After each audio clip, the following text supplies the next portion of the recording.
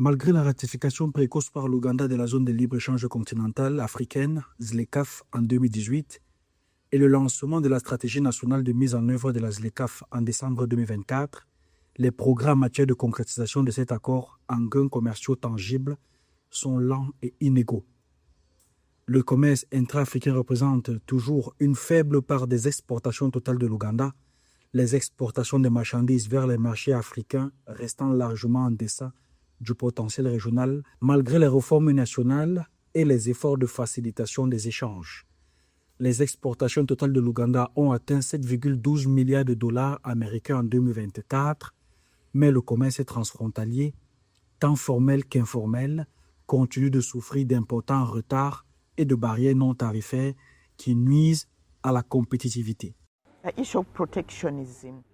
La question du protectionnisme est également présente. Plusieurs pays mettent en place ces barrières pour protéger leur production locale et peut-être qu'en tant que région, nous devons avoir une vision plus large. Au lieu de nous faire concurrence, nous devons être capables de coopérer et c'est pourquoi il est important d'examiner les chaînes de valeur régionales.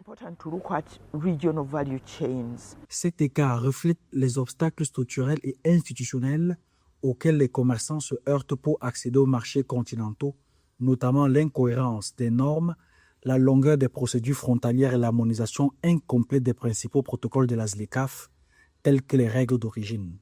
Les barrages routiers aux postes frontaliers comme Mutokula ou Malaba contribuent à des délais de dédouanement de plusieurs centaines d'heures pour certaines marchandises. Les commerçants signalent des délais de dédouanement à l'exportation allant jusqu'à 355 heures pour les routes vers le Kenya en raison de multiples inspections et de mesures sanitaires non harmonisées. Les règles d'origine sont essentielles à l'industrialisation. Leur élaboration déterminera si l'on parvient à s'industrialiser ou non. C'est là que réside le défi: trouver un équilibre entre l'industrialisation et l'approvisionnement en matières premières.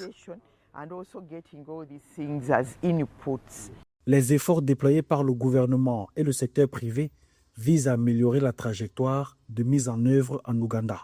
En octobre 2025, le Comité national de mise en œuvre de la ZLECAf, composé de 36 membres issus des secteurs publics, privés, de la société civile et du développement, a été inauguré afin de coordonner les actions nationales, de renforcer la cohérence des politiques et de rendre opérationnelle la stratégie de mise en œuvre de la ZLECAf. Son mandat comprend la simplification des procédures d'exportation, la facilitation de l'accès au marché et la suppression des barrières non tarifaires qui augmentent les coûts et retardent les expéditions.